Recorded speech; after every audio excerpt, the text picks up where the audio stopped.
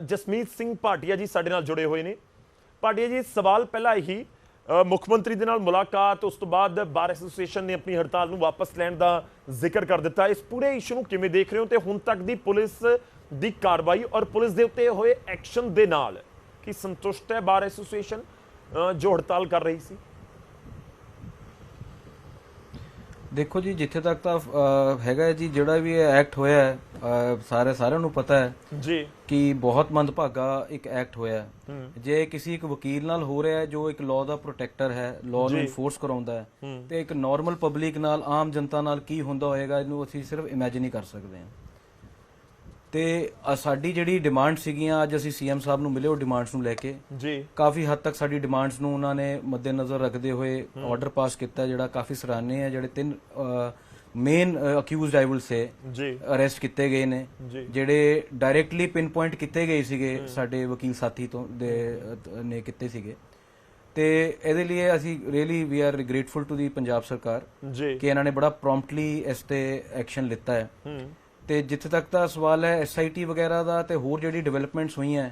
ਤੇ we'll be putting up, because ਸਾਡੇ ਨਾਲ ਅੱਜ ਉੱਥੇ ਚੇਅਰਮੈਨ ਬਾਰ ਕਾਉਂਸਲ, ਉਹਨਾਂ ਦੇ ਮੈਂਬਰਸ ਬਾਰ ਕਾਉਂਸਲ ਦੇ, ਤੇ ਮੁਕਤਸਰ ਸਾਹਿਬ ਦੇ ਵੀ ਪ੍ਰੈਜ਼ੀਡੈਂਟ ਸਾਹਿਬ ਸੀਗੇ ਆਪਣੇ ਦੂਜੇ ਨੁਮਾਇੰਦਿਆਂ ਨਾਲ, ਤੇ ਉਹਨਾਂ ਦੇ ਸਾਹਮਣੇ ਜਿਹੜੇ ਵੀ ਫੈਸਲੇ ਇਹਨਾਂ ਨੇ ਲਿੱਤੇ,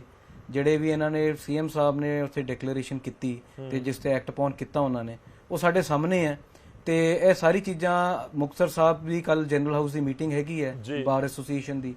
ਉਹ ਕੱਲ ਕੀ ਫੈਸਲਾ ਲੈਂਦੇ ਉਸ ਤੇ ਸਾਡੀ ਜਿਹੜੀ ਹੈਗੀ ਹੈ ਉਹ ਪਰਸੋਂ ਹੈਗੀ ਹੈ, ਕਿਉਂਕਿ ਜਿਹੜਾ ਸਾਡਾ ਵਕੀਲ ਭਰਾ ਹੈ ਹਜੇ ਤੱਕ ਉਹ ਬਾਹਰ ਨਹੀਂ ਆਇਆ ਜੀ,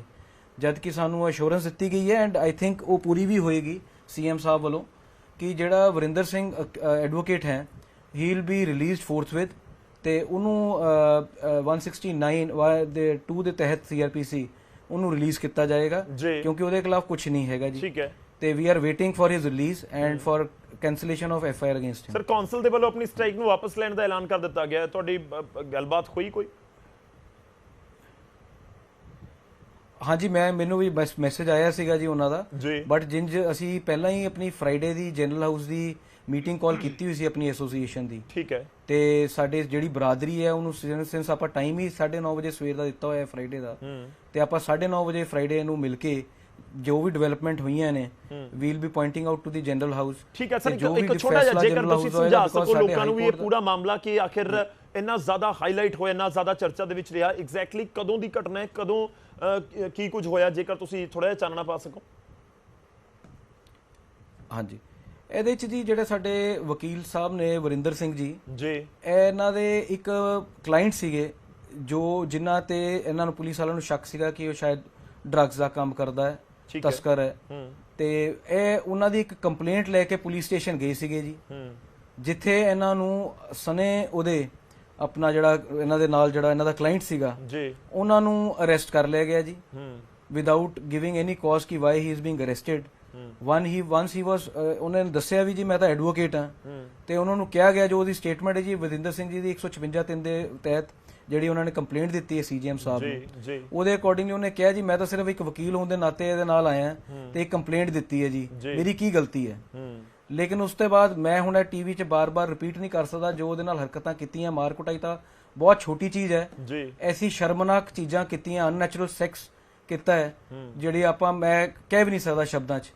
ਤੇ ਉਹ ਬਾਰ-ਬਾਰ ਰਿਪੀਟ ਕਰਨ ਦੀ ਲੋੜ ਵੀ ਨਹੀਂ ਹੈ। ਤੇ ਬਹੁਤ ਮੰਦਭਾਗੀ ਗੱਲ ਹੈ, ਅੱਜ ਦੇ ਟਾਈਮ 'ਚ ਤੁਸੀਂ ਐਕਸਪੈਕਟ ਹੀ ਨਹੀਂ ਕਰ ਸਕਦੇ ਜਿਸ ਜ਼ਮਾਨੇ 'ਚ ਅਸੀਂ ਜੀ ਰਹੇ ਹਾਂ ਕਿ ਪੰਜਾਬ ਕੋਈ ਵੀ police, not only Punjab police, ਕਿਸੇ ਵੀ ਸਟੇਟ ਦੀ ਪੁਲਿਸ ਕੋਈ ਐਸਾ ਐਕਟ ਕਰੇ ਜੀ। ਠੀਕ ਹੈ ਸਰ, ਮੈਂ ਤੁਹਾਡੇ ਕੋਲ ਵਾਪਸ ਆਉਣਾ। ਮੈਂ ਇੱਕ ਵਾਰੀ ਸਾਡੇ ਨਾਲ ਮਹਿਮਾਨ ਜੁੜੇ ਹੋਏ ਨੇ, ਉਹਨਾਂ ਦਾ ਰੁਖ ਕਰ ਲਵਾਂ। ਸਤਪਾਲ ਸਿੰਘ ਸਿੱਧੂ ਜੀ ਸਾਡੇ ਨਾਲ ਨੇ, ਸਾਬਕਾ ਐਸਐਸਪੀ ਨੇ। ਸਰ, ਇਸ ਪੂਰੇ ਇਸ਼ੂ ਨੂੰ ਤੁਸੀਂ ਕਿਵੇਂ ਦੇਖਦੇ ਹੋ? ਇਹ ਜਿਹੜੀ ਕਿਉਂਕਿ ਐਸਪੀ ਲੈਵਲ ਦੇ ਅਧਿਕਾਰੀ ਨੂੰ ਗ੍ਰਿਫਤਾਰ ਕਰ ਲੈਣਾ ਆਪਣੇ ਆਪ ਦੇ ਵਿੱਚ ਬਹੁਤ ਵੱਡੀ ਗੱਲ ਹੋ ਜਾਂਦੀ ਹੈ ਕਿਸੇ ਕੇਸ ਦੇ ਵਿੱਚ, ਪਰ ਕੀ ਵਾਕਈ ਹੀ ਇਹ ਪੁਲਿਸ ਦੇ ਅਕਸ ਨੂੰ ਦਾਗਦਾਰ ਨਹੀਂ ਕਰ ਰਿਹਾ? ਕਿਉਂਕਿ ਬਹੁਤ ਵੱਡੇ ਅਧਿਕਾਰੀ, ਜੇ ਐਸਪੀ ਲੈਵਲ ਦੇ ਅਧਿਕਾਰੀ ਆਪਾਂ ਸਮਝਦੇ ਹਾਂ, ਲੋਕ ਜਾਣਦੇ ਹਾਂ ਕਿ ਐਸਪੀ ਬਣਨਾ ਜਾਂ ਐਸਐਸਪੀ ਬਣਨਾ ਕਿੰਨੇ ਇੱਕ ਮੁਸ਼ਕਿਲ ਕੰਮ ਹੈ, ਔਰ ਕਿਸ ਤਰੀਕੇ ਨਾਲ ਮਿਹਨਤ ਕਰਕੇ ਉਸ ਲੈਵਲ ਦੇ ਉੱਤੇ ਅਧਿਕਾਰੀ ਪਹੁੰਚਦੇ ਨੇ, ਕਿ ਜੇ ਐਸਪੀ ਲੈਵਲ ਦੇ ਅਧਿਕਾਰੀ ਦੇ ਸਾਹਮਣੇ ਇਹ ਸਭ ਕੁਝ ਹੋਇਆ ਉਸ ਦੀ ਮੌਜੂਦਗੀ ਦੇ ਵਿੱਚ, ਤਾਂ ਫਿਰ ਤਾਂ ਬਹੁਤ ਵੱਡੇ ਕੁਐਸਚਨਸ ਨੇ ਅਜਿਹੇ ਕੇਸਿਸ ਦੇ ਵਿੱਚ।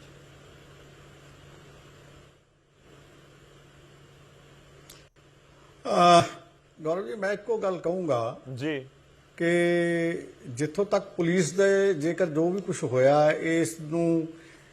ਪ੍ਰੈਕਟੀਕਲੀ ਵੈਰੀਫਾਈ ਕਰਨਾ ਜਾਂ ਮੇਰੇ ਵੱਲੋਂ ਕੋਈ ਇਦਾਂ ਦਾ ਸਰਟੀਫਿਕੇਟ ਦੇਣਾ ਕਿ ਪੁਲਿਸ ਨੇ ਠੀਕ ਕੀਤਾ ਜਾਂ ਜਿਹੜਾ ਐਕਸ਼ਨ ਉਹ ਇਦਾਂ ਦਾ ਬਣਦਾ ਸੀ, ਇਹ ਮੈਂ ਬਿਲਕੁਲ ਨਹੀਂ ਕਰਦਾ। ਜੇਕਰ ਜੋ ਕੁਝ ਹੋਇਆ, ਜਿਹੜੀ ਘਟਨਾ ਵਾਪਰੀ, ਜੇ ਬਿਲਕੁਲ ਇਹਨਾਂ ਵਕੀਲ ਸਾਹਿਬ ਦੇ ਕਹਿਣ ਦੇ ਮੁਤਾਬਕ ਸੱਚੀ ਘਟਨਾ ਇਹ, ਤਾਂ ਬੜੀ ਹੀ ਵੱਡੀ ਮਾੜੀ ਨਿੰਦਣਯੋਗ, ਮੈਂ ਕਹਿੰਦਾ ਵੀ ਸ਼ਬਦ ਨਹੀਂ ਹਨ ਮੇਰੇ ਕੋਲੇ ਕਿ ਜਿਨ੍ਹਾਂ ਨਾਲ ਮੈਂ ਇਸ ਗੱਲ ਨੂੰ ਕੰਡੈਮ ਕਰਾਂ। ਦੂਸਰੀ ਗੱਲ ਇਹ ਹੈ ਕਿ ਐਸਪੀ ਸਾਹਿਬ ਜਿਹੜੇ ਨੇ ਉੱਥੇ ਮੌਜੂਦ ਸੀਗੇ, ਉਹਨਾਂ ਦੀ ਮੌਜੂਦਗੀ 'ਚ ਜੇ ਇਹ ਗੱਲ ਵਾਪਰੀ ਹੈ ਤਾਂ ਉਹ ਹੋਰ ਵੀ ਮਾੜੀ ਗੱਲ ਹੈ। ਕਿਉਂਕਿ ਦੇਖੋ ਜਿਹੜੇ ਛੋਟੇ ਅਧਿਕਾਰੀ ਨੇ, ਛੋਟੇ ਕਰਮਚਾਰੀ ਨੇ, ਮੈਂ ਸਮਝ ਸਕਦਾ ਕਿ ਉਹਨਾਂ ਦਾ ਜਿਹੜਾ ਲੈਵਲ ਹੈ ਜਾਂ ਉਹਨਾਂ ਦੀ ਪੁਲਿਸਿੰਗ ਦਾ ਜਿਹੜਾ ਢੰਗ ਤਰੀਕਾ ਹੈ ਉਹ ਸ਼ਾਇਦ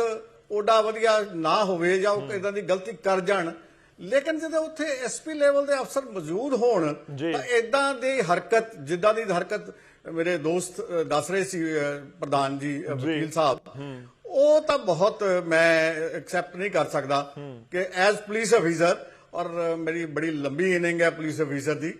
ਤੇ ਉਸ ਦੇ ਵਿੱਚ ਮੈਂ ਕਦੀ ਵੀ ਨਹੀਂ ਸੋਚਿਆ ਸੀ ਇਹ ਕਿ ਇਹ ਗੱਲ ਇਦਾਂ ਦੀ ਹੋਣੀ ਚਾਹੀਦੀ ਹੈ। ਮੈਂ ਇਸ ਗੱਲ ਦੇ ਨਾਲ ਨਹੀਂ ਹਾਂ, ਲੇਕਿਨ ਮੈਂ ਇੱਕ ਦੋ ਗੱਲਾਂ ਮੈਨੂੰ ਜਿਹੜੀਆਂ ਸ਼ੱਕੀ ਜਾਪਦੀਆਂ ਸੀਗੀਆਂ, ਮੈਂ ਉਹਦੇ ਬਾਰੇ ਕੋਸ਼ਿਸ਼ ਕਰ ਰਿਹਾ ਸੀ ਕਿ ਪਤਾ ਲੱਗ ਸਕੇ। ਉਹ ਸਭ ਤੋਂ ਵੱਡੀ ਗੱਲ ਇਹ ਹੈ ਕਿ ਮੈਨੂੰ ਦੋ ਗੱਲਾਂ ਜ਼ਰੂਰ ਇੱਕ ਖੜਾ ਕਰਦੀਆਂ ਹੈ ਕਿ ਵਕੀਲ ਸਾਹਿਬ ਦੀ ਅਰੈਸਟ ਹੋ ਗਈ, ਜਿੱਦਣ ਅਰੈਸਟ ਹੋਈ ਹੋਊਗੀ ਉਦੋਂ ਮੈਡੀਕਲ ਜ਼ਰੂਰ ਹੋਇਆ ਹੋਊਗਾ ਇਹਨਾਂ ਦਾ, ਜੋ ਮੈਨੂੰ ਹੋਣਾ ਚਾਹੀਦਾ ਹੈ ਅੰਡਰ ਪ੍ਰੋਵੀਜ਼ਨਸ। ਜੇ ਨਹੀਂ ਉਹ ਮੈਡੀਕਲ ਵੀ ਨਹੀਂ ਹੋਇਆ ਅੰਡਰ ਪ੍ਰੋਵੀਜ਼ਨਸ ਤਾਂ ਬਹੁਤ ਹੀ ਮਾੜੀ ਗੱਲ ਹੈ, ਉਦੋਂ ਵੀ ਮਾੜੀ ਗੱਲ। ਜੇ ਉਹ ਮੈਡੀਕਲ ਹੋਇਆ, ਉਸ ਮੈਡੀਕਲ ਤੋਂ ਬਾਅਦ ਹੀ ਮੈਜਿਸਟਰੇਟ ਸਾਹਿਬ ਦੇ ਪ੍ਰੈਜ਼ੈਂਟ ਕੀਤਾ ਜਾਂਦਾ ਹੈ। ਉੱਥੇ ਕੀ ਵਕੀਲ ਸਾਹਿਬ ਨੇ ਦੱਸਿਆ, ਉਹਨਾਂ ਨਾਲ ਕੀ ਵਾਪਰਿਆ, ਇਸ ਬਾਰੇ ਮੈਨੂੰ ਤਾਂ ਨੌਲੇਜ ਨਹੀਂ ਹੈ। ਸ਼ਾਇਦ ਮੇਰੇ ਦੋਸਤ ਜਿਹੜੇ ਬੈਠੇ ਨੇ ਇਹਨਾਂ ਨੂੰ ਨੌਲੇਜ ਹੋਵੇ ਵੀ ਉਦੋਂ ਕੀ ਹੋਇਆ, ਕੀ ਵਾਪਰਿਆ, ਜੱਜ ਸਾਹਿਬ ਨੇ ਕੀ ਕਿਹਾ, ਕਿਉਂਕਿ ਜੁਡੀਸ਼ੀਅਲ ਕਸਟਡੀ 'ਚ ਭੇਜਿਆ ਗਿਆ। ਜੁਡੀਸ਼ੀਅਲ ਕਸਟਡੀ ਜਾਣ ਤੋਂ ਬਾਅਦ ਇੱਕ ਦਿਨ ਸ਼ਾਇਦ ਗੈਪ ਪੈ ਕੇ ਦੂਜੇ ਦਿਨ ਇਹ ਗੱਲਾਂ ਸਾਰੀਆਂ ਸਾਹਮਣੇ ਆ ਗਈਆਂ। ਇਸ 'ਚ ਕੀ ਗੱਲ ਹੈ, ਉਹ ਬੈਟਰ ਹੈ। ਸਭ ਤੋਂ ਵੱਡੀ ਗੱਲ ਇਹ ਹੈ ਵੀ ਜਿਨ੍ਹਾਂ ਨਾਲ ਇਹ ਤਸ਼ੱਦਦ ਹੋਇਆ, ਸਭ ਤੋਂ ਬੈਸਟ ਉਹ ਨੇ ਜਿਹੜੇ ਦੱਸ ਸਕਦੇ ਨੇ, ਜਿਨ੍ਹਾਂ ਨੇ ਦੱਸਿਆ ਵੀ ਔਰ ਉਹਨਾਂ ਨੇ ਦੱਸਣ ਦੇ ਉੱਤੇ ਐਕਸ਼ਨ ਵੀ ਹੋਇਆ। ਪੰਜਾਬ ਗਵਰਨਮੈਂਟ ਦਾ ਐਕਸ਼ਨ, ਮੈਂ ਉਹ ਕਹਿਣਾ ਵੀ ਬਿਲਕੁਲ ਠੀਕ ਐਕਸ਼ਨ ਹੈ ਹਾਲ ਦੀ ਘੜੀ। ਲੇਕਿਨ ਇਸ ਗੱਲ ਦੀ ਜਦ ਤੱਕ ਵੈਰੀਫਾਈ ਫੈਕਟਸ ਨਹੀਂ ਹੁੰਦੇ, ਉਹਦੇ ਤੇ ਮੈਂ ਜੁਡੀਸ਼ੀਅਲ ਵਰਡਿਕਟ ਤੇ ਕੋਈ ਦੱਸਾਂ, ਉਹ ਮੇਰੀ ਜ਼ਮੀਰ ਇਜਾਜ਼ਤ ਨਹੀਂ ਦਿੰਦੀ, ਕਿਉਂਕਿ ਜਦ ਤੱਕ ਇਹ ਸਾਰਾ ਵੈਰੀਫਿਕੇਸ਼ਨ ਨਹੀਂ ਹੁੰਦੀ ਉਦੋਂ ਤੱਕ ਇਹ ਨਹੀਂ ਹੋ ਸਕਦਾ। ਅਗਲੀ ਗੱਲ ਤੁਸੀਂ ਵਿੱਚ ਜ਼ਿਕਰ ਕਰ ਰਹੇ ਸੀਗੇ ਕਿ ਪੁਲਿਸ ਦੀ ਜਿਹੜੀ ਵਰਕਿੰਗ ਹੈ ਉਹਦੇ ਬਾਰੇ। ਦੇਖੋ ਗੱਲ ਇਹ ਹੈ ਕਿ ਦੋ ਤਿੰਨ ਗੱਲਾਂ ਬੜੀਆਂ ਇੰਪੋਰਟੈਂਟ ਨੇ ਪੁਲਿਸ ਦੀ ਵਰਕਿੰਗ ਨੂੰ ਸੁਧਾਰਨ ਵਾਸਤੇ, ਜਿਨ੍ਹਾਂ ਬਾਰੇ ਪ੍ਰਕਾਸ਼ ਸਿੰਘ ਕਮੇਟੀ ਬਣੀ, ਬੜੀ ਮੁੱਦਤ ਹੋ ਗਈ, ਉਹ ਹਾਲੇ ਤੱਕ ਲੰਬਿਤ ਪਿਆ ਸਾਰਾ ਮਾਮਲਾ। ਸਭ ਤੋਂ ਵੱਡੀ ਜਿਹੜੀ ਜ਼ਰੂਰੀ ਗੱਲ ਹੈ ਕਿ ਪੁਲਿਸ ਦੇ ਉੱਤੇ ਕਾਮਨ ਸਟ੍ਰੈਸ ਘਟਾਇਆ ਜਾਵੇ। ਕਾਮਨ ਸਟ੍ਰੈਸ ਘਟਾਉਣ ਵਾਸਤੇ ਤੁਹਾਨੂੰ ਫੋਰਸ ਜਿਹੜੀ ਹੈ ਉਹ ਦੀ ਡਿਊਟੀ ਜਿਹੜੀ ਹੈ ਉਹਦੇ ਆਵਰਸ ਘੱਟ ਕਰਨ ਦੀ ਲੋੜ ਹੈ। ਉਹਦੇ ਆਵਰਸ ਘੱਟ ਹੋਣਗੇ, ਨੈਚੁਰਲੀ ਫੈਮਿਲੀ ਸਟ੍ਰੈਸ, ਦੂਜੇ ਸਟ੍ਰੈਸ, ਤੁਸੀਂ ਵੀ ਵਰਕ ਕਰਦੇ ਹੋ, ਮੈਂ ਵੀ ਵਰਕ ਕਰਦਾ, ਹੁਣ ਰਿਟਾਇਰਮੈਂਟ ਤੋਂ ਬਾਅਦ ਵੀ ਮੈਂ ਆਪਦੀ ਫੈਮਿਲੀ ਨੂੰ ਦੇਖ ਰਿਹਾ ਕਿ ਉਹ ਜਿਹੜਾ ਸਟ੍ਰੈਸ ਹੈ, ਫੈਮਿਲੀ ਸਟ੍ਰੈਸ ਹੈ, ਉਹ ਪੁਲਿਸ ਦੇ ਵਿੱਚ ਕਿਤੇ ਬਹੁਤ ਜ਼ਿਆਦਾ, ਖਾਸ ਕਰਕੇ ਲੋਅਰ ਲੈਵਲ ਤੇ ਬਹੁਤ ਜ਼ਿਆਦਾ ਇਗਨੋਰ ਹੋ ਰਿਹਾ। ਔਰ ਉਹਦੇ ਨਾਲ ਕੀ ਹੈ, ਮਿਸਕੰਡਕਟ, ਮਿਸਬਿਹੇਵੀਅਰ। ਜਿੱਦਾਂ ਕਿ ਤੁਸੀਂ, ਮੈਂ ਤਾਂ ਇੱਕ ਛੋਟੀ ਜਿਹੀ ਐਗਜ਼ਾਮਪਲ ਦਿੰਨਾ ਕਿ ਜੇਕਰ ਅਸੀਂ ਘਰ ਦੇ ਵਿੱਚ ਵੀ ਇੱਕ ਬੱਚੇ ਨੂੰ ਪੜ੍ਹਨ ਵਾਸਤੇ ਵੀ ਵਾਰੀ-ਵਾਰੀ ਬਹੁਤ ਜ਼ਿਆਦਾ ਕਹੀਏ ਤੇ ਉਹ ਕਈ ਵਾਰੀ ਵਾਇਲੈਂਟ ਹੋ ਜਾਂਦਾ ਹੈ। ਜੇ ਅਸੀਂ ਉਹਦੇ ਇਸ ਗੱਲ ਦਾ ਦਬਾਅ ਪਾਈਏ ਤੇਰੇ ਨੰਬਰ ਨਹੀਂ ਠੀਕ ਆਏ, ਤੂੰ ਐ ਨਹੀਂ ਕੀਤਾ, ਤੂੰ ਵਾਹ ਨਹੀਂ ਕੀਤਾ, ਉਹ ਸਾਡੇ ਸਾਹਮਣੇ ਵਾਇਲੈਂਟ ਹੋ ਜਾਂਦਾ। ਉਹਦਾ ਕਾਰਨ ਇਹ ਨਹੀਂ ਹੁੰਦਾ ਕਿ ਅਸੀਂ ਉਹਦੇ ਮਾਂ-ਬਾਪ ਨਹੀਂ ਹਾਂ, ਇਹ ਉਹਦਾ ਕਾਰਨ ਇਹ ਹੁੰਦਾ ਕਿ ਉਹ ਇੰਨਾ ਸਟ੍ਰੈਸ 'ਚ ਆ ਜਾਂਦਾ ਹੈ ਕਿ ਉਹਦਾ ਬ੍ਰੇਨ ਕੰਮ ਕਰਨੋਂ ਹਟ ਜਾਂਦਾ ਹੈ ਔਰ ਉਹ ਵਾਇਲੈਂਟ ਹੋ ਕੇ ਗਲਤ ਐਕਟ ਕਰਦਾ। ਇਹ ਵੀ ਕਾਰਨ ਮੈਂ ਮੰਨਦਾ ਇਹਦੇ 'ਚ ਹੋਊਗਾ। ਅਗਲੀ ਗੱਲ, ਇੱਕ ਜਿਹੜਾ ਸਾਡੇ ਫਰਸਟ੍ਰੇਸ਼ਨ ਹੋ ਜਾਂਦੀ ਹੈ, ਇੱਕ ਸਭ ਤੋਂ ਉਸ ਤੋਂ ਵੀ ਇੰਪੋਰਟੈਂਟ ਗੱਲ ਇਹ ਹੈ ਕਿ ਪੁਲਿਸ ਐਕਟ 1800 ਕੁਛ ਦਾ ਬਣਿਆ ਹੋਇਆ ਹੈ ਤੇ ਸਾਨੂੰ ਮੁਲਕ ਦੇ ਅਸੀਂ ਆਜ਼ਾਦੀ ਤੋਂ ਬਾਅਦ ਤਾਂ ਦੁਕਾਨਾਂ ਦੇ ਮਕਾਨਾਂ ਦੇ ਨਾਂ ਬਦਲੀ ਜਾਂਦੇ ਆ ਕਿ ਅੰਗਰੇਜ਼ਾਂ ਨੇ ਰੱਖੇ। ਅਸੀਂ ਕੀ ਗੱਲ ਬਈ, ਅਸੀਂ ਨਵਾਂ ਐਕਟ ਕਿਉਂ ਨਹੀਂ ਲਾਗੂ ਕਰ ਰਹੇ? ਜਿਹੜਾ ਨਵਾਂ ਐਕਟ ਲਾਗੂ ਕਰ ਰਹੇ ਹਾਂ ਉਹ ਪੀਸ ਮੀਲਸ ਦੇ ਵਿੱਚ ਲਾਗੂ ਕਰ ਰਹੇ ਹਾਂ, ਕਿਉਂਕਿ ਨਵਾਂ ਐਕਟ ਜੇਕਰ ਲਾਗੂ ਹੁੰਦਾ ਹੈ ਤਾਂ ਉਹਦੇ ਨਾਲ ਕੀ ਹੈ, ਪੁਲਿਸ ਫੋਰਸ ਦੀ ਜਿਹੜੀ ਸਟਰੈਂਥ ਹੈ ਇਸ ਵੇਲੇ ਹੈਗੀ ਹੈ, ਇਸ ਤੋਂ ਮਿਨੀਮਮ ਜਿਹੜੀ ਸਟਰੈਂਥ ਹੈ ਉਹ ਟ੍ਰਿਪਲ ਹੋ ਜੂਗੀ। ਔਰ ਇਹ ਟ੍ਰਿਪਲ ਸਟਰੈਂਥ ਹੋ ਜੂਗੀ ਨੈਚੁਰਲੀ ਹਰ ਇੱਕ ਬੰਦੇ ਨੂੰ 8 ਘੰਟੇ ਬਾਅਦ 10 ਘੰਟੇ ਬਾਅਦ ਕੁਝ ਰਿਲੀਵ ਆਵਰਸ ਮਿਲਣਗੇ ਉਹਦੇ ਨਾਲ ਉਹਦਾ ਮੈਂਟਲ ਲੈਵਲ ਠੀਕ ਰਹੂਗਾ ਮੈਂ ਸਰ ਰਿਫਾਰਮ ਵਾਲੇ ਇਸ਼ੂ ਦੇ ਉੱਤੇ ਆਉਣਾ ਪੁਲਿਸ ਦੇ ਵਿੱਚ ਪਿਛਲੇ ਸਮੇਂ ਦੇ ਵਿੱਚ ਨਸ਼ੇ ਵੀ ਆਏ ਜੀ ਮੈਂ ਸਰ ਇੱਕ ਪੁਆਇੰਟ ਦੇ ਉੱਤੇ ਆਉਣਾ ਤੁਹਾਡੇ 2-3 ਪੁਆਇੰਟ ਜਿਹੜੇ ਬਹੁਤ ਵੈਲਿਡ ਆਏ ਨੇ ਮੈਂ ਉਸ ਦੇ ਉੱਤੇ ਆਪਾਂ ਚਰਚਾ ਨੂੰ ਅੱਗੇ ਵਧਾਉਂਦੇ ਆ ਮੈਂ ਥੋੜਾ ਜਿਹਾ ਐਡ ਕਰ ਦਵਾਂ FIR ਨੂੰ ਮੈਂ ਪੜਨ ਦੀ ਕੋਸ਼ਿਸ਼ ਕਰ ਰਿਹਾ ਸੀ ਇਸ ਦੇ ਵਿੱਚ ਜ਼ਿਕਰ ਹੈ ਠੀਕ ਹੈ ਜੀ ਕਿ ਇੰਚਾਰਜ CIA 1 ਸ਼੍ਰੀ ਮੁਕਤਸਰ ਸਾਹਿਬ ਦੇ ਵੱਲੋਂ ਰੁਕਾ ਮਿਤੀ 14/9/2023 ਨੂੰ ਭੇਜਣ ਤੇ ਦਰਜ ਹੋਇਆ ਸੀ ਕੇਸ ਇਸ ਤਰ੍ਹਾਂ ਉਕਤ ਮੁਕੱਦਮੇ ਦੀ ਮੌਸਮੀ ਧਿਰ ਦੇ ਵਜੋਂ ਵਰਿੰਦਰ ਸਿੰਘ ਉਕਤ ਨੇ ਇੰਸਪੈਕਟਰ ਰਮਨ ਕੁਮਾਰ ਜੋ ਕਿ ਮੁਕੱਦਮੇ ਦਾ ਮੁੱਦਈ ਹੈ ਤੇ ਖਿਲਾਫ ਗੈਰ ਕਾਨੂੰਨੀ ਤਰੀਕੇ ਨਾਲ ਤਸ਼ੱਦਦ ਕਰਨ ਦੇ ਦੋਸ਼ ਲਗਾਏ ਮਤਲਬ ਇਹ 14/9 ਨੂੰ ਉਹ ਦੱਸ ਰਹੇ ਨੇ ਤੇ ਉਹ ਇਹ ਵੀ ਜ਼ਿਕਰ ਕਰਦੇ ਨੇ ਕਿ ਵਰਿੰਦਰ ਸਿੰਘ ਦਾ ਡਾਕਟਰੀ ਮੁਲਾਜ਼ਾ ਸੰਬੰਧੀ ਰਿਪੋਰਟ 16/9/2023 ਦੇ ਵਿੱਚ ਦਰਜ ਕੇਸ ਹਿਸਟਰੀ ਵਿੱਚ ਅਤੇ ਡਾਕਟਰ ਸਾਹਿਬ ਦੇ ਵੱਲੋਂ ਤਿਆਰ ਕੀਤੀ ਗਈ ਰਿਪੋਰਟ ਦੇ ਵਿੱਚ ਕੋਈ ਵੇਰਵਾ ਦਰਜ ਨਹੀਂ ਹੈ ਯਾਨੀ ਕਿ ਡਾਕਟਰੀ ਰਿਪੋਰਟ ਜਿੰਨਾ ਮੈਂ ਸਮਝ ਪਾ ਰਿਹਾ ਕਿਉਂਕਿ ਥੋੜੀ FIR ਦੀ ਲੈਂਗੁਏਜ ਵੱਖਰੀ ਹੁੰਦੀ ਹੈ ਸਾਨੂੰ ਆਮ ਲੋਕਾਂ ਨੂੰ ਸ਼ਾਇਦ ਸਮਝ ਨਾ ਆਵੇ ਪਰ ਜਿੰਨਾ ਮੈਂ ਸਮਝ ਪਾ ਰਿਹਾ ਇਸ ਦੇ ਮੁਤਾਬਿਕ ਇਹ ਹੈ ਕਿ 16/9 ਨੂੰ ਜੋ ਕੁਝ ਵੀ ਹੋਇਆ ਉੱਥੇ ਤੇ ਉਹ ਫਿਰ ਜਿਹੜੀ ਡਾਕਟਰੀ ਰਿਪੋਰਟ ਯਾਨੀ ਕਿ ਮੈਡੀਕਲ ਦੀ ਰਿਪੋਰਟ ਨਹੀਂ ਲਗਾਈ ਗਈ ਸਰ ਮੈਂ ਤੁਹਾਡੇ ਕੋਲ ਵਾਪਸ ਆਵਾਂਗਾ ਇਹ ਪੁਆਇੰਟ ਦੇ ਉੱਤੇ ਵੀ ਆਪਾਂ ਗੱਲਬਾਤ ਕਰਾਂਗੇ ਮੈਂ ਇੱਕ ਵਾਰ ਪ੍ਰੋਫੈਸਰ ਮਨਜੀਤ ਸਿੰਘ ਜੀ ਸਾਡੇ ਨਾਲ ਜੁੜੇ ਹੋਏ ਨੇ ਪ੍ਰੋਫੈਸਰ ਜੀ ਕਿਵੇਂ ਤੁਸੀਂ ਇਸ ਪੂਰੇ ਮਾਮਲੇ ਨੂੰ ਦੇਖ ਰਹੇ ਹੋ ਦੇਖੋ ਐਕਸ਼ਨ ਹੋ ਗਿਆ ਬਹੁਤ ਜ਼ਬਰਦਸਤ ਵਿਰੋਧ ਹੋਇਆ ਵਕੀਲਾਂ ਦੇ ਵੱਲੋਂ ਵਿਰੋਧ ਹੋਇਆ ਇੱਕ ਜ਼ਿਹਨ ਦੇ ਵਿੱਚ ਸਿੱਧਾ ਸਵਾਲ ਇਹ ਉੱਠ ਰਿਹਾ ਹੈ ਵਾਰ-ਵਾਰ ਕਿ ਵਕੀਲ ਸਾਹਿਬ ਨੂੰ ਵਕੀਲਾਂ ਦਾ ਸਾਥ ਮਿਲ ਗਿਆ ਤੇ ਪੂਰੇ ਪੰਜਾਬ ਦੇ ਵਿੱਚ ਇਸ ਕੇਸ ਨੂੰ ਲੈ ਕੇ ਪ੍ਰਦਰਸ਼ਨ ਹੋ ਗਏ ਪਰ ਹੋ ਸਕਦਾ ਹੈ ਕਿ ਕੋਈ ਆਮ ਸ਼ਖਸ ਥਾਣੇ ਜਾਵੇ ਤੇ ਉਸ ਨੂੰ ਤੱਕ ਇਸ ਦਾ ਸਾਥ ਨਾ ਮਿਲੇ ਉਸ ਦੇ ਲਈ ਕੋਈ ਧਿਰ ਆ ਕੇ ਜਾਂ ਕੋਈ ਯੂਨੀਅਨ ਆ ਕੇ ਖੜੀ ਨਾ ਹੋਵੇ ਤਾਂ ਫਿਰ ਉਹਨਾਂ ਦਾ ਕੀ ਹੋਏਗਾ ਇਹ ਤਾਂ ਪੂਰਾ ਸਿਸਟਮ ਕੁਐਸਚਨ ਮਾਰਕ ਹੈ ਨਾ ਉਸ ਦੇ ਉੱਪਰ ਗੌਰਵ ਜੀ ਮੈਂ ਉੱਥੋਂ ਗੱਲ ਸ਼ੁਰੂ ਕਰੂੰਗਾ ਜਿੱਥੋਂ ਇਹ ਸਾਡੇ ਪੁਲਿਸ ਵਾਲੇ ਭਾਈ ਗੱਲ ਛੇੜ ਰਹੇ ਸੀ ਪੁਲਿਸ ਦਾ ਐਕਟ ਮੈਨੂੰ ਜਿੱਥੋਂ ਤੱਕ ਯਾਦ ਹੈ 1861 ਦਾ ਹੈ ਜੀ ਇਸ ਨੂੰ ਬਦਲਣ ਦੀ ਲੋੜ ਆ ਅੰਗਰੇਜ਼ ਚਲੇ ਗਏ ਅੰਗਰੇਜ਼ਾਂ ਨੇ ਸਾਨੂੰ ਕੰਟਰੋਲ ਕਰਨ ਲਈ ਇਹ ਸਾਡੀ ਇੰਡੀਅਨ ਪੁਲਿਸ ਨੂੰ ਜਾਂ ਸੂਬਿਆਂ ਦੀ ਪੁਲਿਸ ਨੂੰ ਇੱਕ ਖਾਸ ਢੰਗ ਦੇ ਨਾਲ ਟ੍ਰੇਨਿੰਗ ਦਿੱਤੀ ਸੀ ਖਾਸ ਮਾਨਸਿਕਤਾ ਦੇ ਨਾਲ ਕਿ ਤੁਸੀਂ ਆਪਣੇ ਹੀ ਦੇਸ਼ ਵਾਸੀਆਂ ਨੂੰ ਕੁੱਟਣਾ ਮਾਰਨਾ ਗੋਲੀਆਂ ਚਲਾਉਣੀਆਂ ਜੱਲਿਆਂਵਾਲਾ ਬਾਗ ਕਰਨਾ ਸਾਰਾ ਕੁਝ ਦੱਸਿਆ ਸੀ ਤੇ ਉਹ ਕਰਦੇ ਸੀ ਬੜੇ ਲਾਇਲਟੀ ਦੇ ਨਾਲ ਕਰਦੇ ਜੀ ਹੁਣ ਜਦੋਂ ਦੇਸ਼ ਦਾ ਆਜ਼ਾਦੀ ਹੋ ਗਈ ਤੇ ਪੁਲਿਸ ਦੀ ਉਸ ਬਰੂਟਲ ਜਿਹੜਾ ਖੂੰਖਾਰੀ ਚਿਹਰਾ ਉਹਦੇ ਤੋਂ ਤੇ ਆਜ਼ਾਦੀ ਮਿਲੀ ਨਹੀਂ ਸਮਾਜ ਨੂੰ ਨਹੀਂ ਮਿਲੀ ਕਿਸੇ ਕਿਸਮ ਦੀ ਆਜ਼ਾਦੀ ਨਹੀਂ ਮਿਲੀ ਉਲਟਾ ਸਾਡੀਆਂ ਜਿਹੜੀ ਰਾਜਨੀਤਿਕ ਜਮਾਤ ਆ ਉਹ ਪੁਲਿਸ ਦੀ ਇਸ ਖੂੰਖਾਰੀ ਬਿਰਤੀ ਦੀ ਦੁਰਵਰਤੋਂ ਕਰਦੀ ਆ ਬਣਾ ਦਿਓ ਕੇਸ ਲਾ ਦਿਓ ਕੇਸ ਉਹ ਪੁੱਛ ਕੇ ਕੇਸ ਬਣਾਉਂਦੇ ਆ ਕਿਸੇ ਨੂੰ ਕਰਦੇ ਕਿਸੇ ਨੂੰ ਕੁਝ ਕਰਦੇ ਇਹ ਸਾਡੇ ਪਿਛਲੇ 75 ਸਾਲਾਂ 'ਚ ਦੇਸ਼ ਦੇ ਵਿੱਚ ਪੁਲਿਸ ਬਾਰੇ ਹੋਇਆ ਇਹ ਬਿਲਕੁਲ ਠੀਕ ਹੈ ਤੁਸੀਂ ਜਿਹੜਾ ਚਿੰਤਾ ਕਰਦੇ ਚਿੰਤਾ ਕੀ ਹੈ ਮੈਂ ਆਪਣੇ ਮੇਰੇ ਜਿਹੜੇ ਬ੍ਰਦਰ ਮੈਂ ਉੱਥੋਂ ਹੀ ਗੱਲ ਤੁਹਾਨੂੰ ਛੇੜ ਦੇਣਾ ਜਿਹੜਾ ਮੇਰਾ ਵੱਡਾ ਬ੍ਰਦਰ ਸੀਗਾ ਉਹ ਐਕਟਿਵਿਸਟ ਸੀਗਾ ਅੰਮ੍ਰਿਤਸਰ ਦੇ ਵਿੱਚ ਇੰਟਰੋਗੇਸ਼ਨ ਸੈਂਟਰ ਉਹਦੇ ਨਾਲ ਉਹ ਹਾਲਤ ਕੀਤੀ ਅੱਖਾਂ 'ਚ ਲਾਈਟਾਂ ਮਾਰਨੀਆਂ ਹੋਰ ਕਰਨਾ ਕੁੱਟ ਮਾਰ 5-6 ਵਾਰੀ ਹਾਰ ਕੇ ਉਹ ਦੇਸ਼ ਛੱਡ ਗਿਆ ਫਗਵਾੜੇ ਦੇ ਵਿੱਚ ਟਾਊਨ ਹਾਲ ਦੇ ਵਿੱਚ ਕਿਸੇ ਨੇ ਗਾਂਧੀ ਦੇ ਪੁੱਤ ਦੀ ਲੱਤ ਤੋੜ ਦਿੱਤੀ ਇਹ ਅੱਜ ਤੋਂ 50 ਸਾਲ ਪਹਿਲਾਂ ਦੀ ਗੱਲ ਆ ਜੀ ਤੇ ਫੜ ਕੇ ਕਿਹਨੂੰ ਲੈ ਗਏ ਮੇਰੇ ਇੱਕ ਹੋਰ ਦੂਜੇ ਭਰਾ ਨੂੰ ਫੜ ਕੇ ਲੈ ਗਏ ਕਹਿੰਦੇ ਜੀ ਇਹਨੇ ਤੋੜੀ ਉਹਨੇ ਵਿਚਾਰੇ 11 ਮਹੀਨੇ ਉਹ ਕੱਟ ਕੇ ਆਇਆ ਤੇ ਕੋਈ ਉਹਦਾ ਕੋਈ ਕੇਸ ਸੀਗਾ ਹੀ ਨਹੀਂ ਕੋਈ ਉਹ ਸੀਗਾ ਵੀ ਨਹੀਂ ਇਨਵੋਲਵਡ ਮੈਂ ਮੋਗਾ ਐਜੀਟੇਸ਼ਨ 'ਚ ਐਕਟਿਵ ਸੀਗਾ ਹੁਣ ਮੇਰਾ ਸੁਣ ਲਓ ਗੱਲ ਤੇ ਮੈਨੂੰ ਬਿੰਦਰਾ ਸਾਹਿਬ ਸਾਡੇ ਡਿਸਟ੍ਰਿਕਟ ਦੇ ਇੰਚਾਰਜ ਸੀ ਪੁਲਿਸ ਦੇ ਨਾਲ ਰਲ ਕੇ ਇਹੋ ਜਿਹੇ 10 ਕੇਸ ਮੇਰੇ ਤੇ ਝੂਠੇ ਪੁਲਿਸ ਨੇ ਬਣਾਏ ਪੁਲਿਸ ਨੇ ਨਾਲ ਹੀ ਲੈ ਕੇ ਬਣਾਏ ਨਾ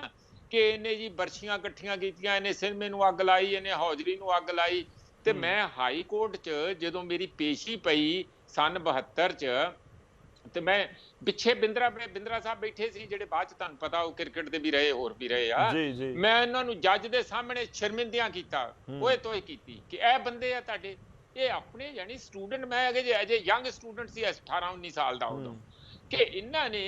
ਇਸ ਕਿਸਮ ਨਾਲ ਕਿਹੋ ਜਿਹੇ ਸਾਡੇ ਮਨ ਦੇ ਦੇਸ਼ ਪ੍ਰਤੀ ਜਾਂ ਇਹਨਾਂ ਇਸ ਪੁਲਿਸ ਪ੍ਰਤੀ ਜਾਂ ਇਸ ਗਵਰਨੈਂਸ ਪ੍ਰਤੀ ਕਿਹੋ ਜਿਹੇ ਸਾਡੇ ਮਨ ਵਿੱਚ ਮਾਨਸਿਕਤਾ ਦੇ ਵਿੱਚ ਭਰੂਗਾ ਕਿ ਇੰਨਾ ਝੂਠ ਇੰਨਾ ਕੁਫਰ ਇੰਨਾ ਮੇਰੇ ਨਾਲ ਦਾ ਜਿਹੜਾ ਮੁੰਡਾ ਫੜਿਆ ਉਹਦੀਆਂ ਲੱਤਾਂ ਜਿਹੜੀਆਂ ਉੱਤੇ ਉਹ ਕਈ ਚੜਾਇਆ ਮੂੰਗਲੀਆਂ ਚੜਾਈਆਂ ਲੱਤਾਂ ਪਾੜਤੀਆਂ ਇੱਕ ਹੋਰ ਸਾਡਾ ਪਰਸੋਂ ਹੀ ਦੱਸ ਰਿਹਾ ਸੀਗਾ ਲੱਤਾਂ ਨੂੰ ਇੰਜ 180 ਡਿਗਰੀ ਦੇ ਉੱਤੇ ਪਾੜ ਦਿੱਤਾ ਉਹਦੀਆਂ ਹੱਡੀਆਂ ਅੱਜ ਤੱਕ ਉਹਦੀਆਂ ਹੱਡੀਆਂ ਕੜਕਦੀਆਂ ਬੰਦੇ ਦੀਆਂ ਮੈਂ ਦੂਰ ਦੀ ਗੱਲ ਮੈਂ ਤੈਨੂੰ ਆਪਣੀਆਂ ਗੱਲਾਂ ਦੱਸ ਰਿਹਾ ਇਸ ਲਈ ਜੇ ਤੁਸੀਂ ਗੌਰਵ ਜੀ ਪੁਲਿਸ ਦੇ ਐਟੀਟਿਊਡ ਇਹ ਨਵੀਂ ਗੱਲ ਨਹੀਂ ਹੈ। ਜਿਹੜਾ ਵੀ ਸੱਚ ਬੋਲੂ, ਜਿਹੜਾ ਵੀ ਸਰਕਾਰਾਂ ਦੇ ਵਿਰੁੱਧ ਬੋਲੂ ਜਾਂ ਲੋਕਾਂ ਦੇ ਹਿੱਤ 'ਚ ਬੋਲੂਗਾ, ਉਹਨੂੰ ਗਾਹੇ ਬਗਾਹੇ ਇਹ ਮਾਰ ਪੈਣੀ ਆ, ਕਿਉਂਕਿ ਸਰਕਾਰਾਂ ਇਸ ਫੋਰਸ ਦੀ ਦੁਰਵਰਤੋਂ ਕਰਦੀਆਂ ਜਿਵੇਂ ਅੰਗਰੇਜ਼ ਕਰਦੇ ਸੀਗੇ। ਨੰਬਰ 1। ਨੰਬਰ 2, ਇਸ ਕੇਸ ਦੇ ਵਿੱਚ ਵੀ ਲੱਗਦਾ ਹੈ ਕਿ ਕੋਈ ਸਰਕਾਰੀ ਤੰਤਰ ਹੈ ਜਿਸ ਨੇ ਇਸਤੇਮਾਲ ਕੀਤਾ। ਇਹ ਤਾਂ ਘਟਨਾ ਇਸ ਤਰੀਕੇ ਦੀ ਵੀ ਲੱਗ ਰਹੀ ਹੈ ਕਿ ਦੋਵੇਂ ਉੱਥੇ ਗਏ, ਕਿਸੇ ਗੱਲ ਨੂੰ ਲੈ ਕੇ ਕਹਾ ਸੁਣੀ ਬਹਿਸ ਹੋ ਗਈ ਤੇ ਉਸ ਤੋਂ ਬਾਅਦ ਇਹ ਮਾਮਲਾ ਇੰਨਾ ਵੱਧ ਗਿਆ। ਇਹ ਲੱਗ ਰਿਹਾ ਕਿ ਇਸ ਤਰੀਕੇ ਨਾਲ ਕੇਸ ਹੋ ਸਕਦਾ।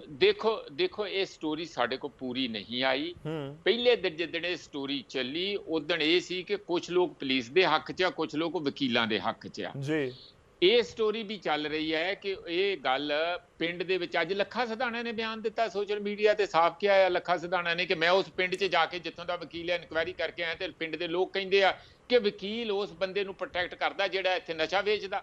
ਹੁਣ ਉਹ ਗੱਲਾਂ ਹੋਣ ਮੈਗੀ ਨਾ, ਜਿੰਨਾ ਮਰਜ਼ੀ ਕੋਈ ਕ੍ਰਿਮੀਨਲ ਹੋਵੇ ਬੰਦਾ, ਉਹਨੂੰ ਫੜ ਲਿਆ ਤੁਸੀਂ, ਪਰ ਤੁਹਾਡਾ ਕੋਈ ਅਧਿਕਾਰ ਨਹੀਂ ਹੈ ਤੁਸੀਂ ਕਿਸੇ ਦੀਆਂ ਅੱਖਾਂ ਕੱਢ ਦਿਓ, ਕਿਸੇ ਦੀਆਂ ਲੱਤਾਂ ਭੰਨ ਦਿਓ, ਕਿਸੇ ਦੇ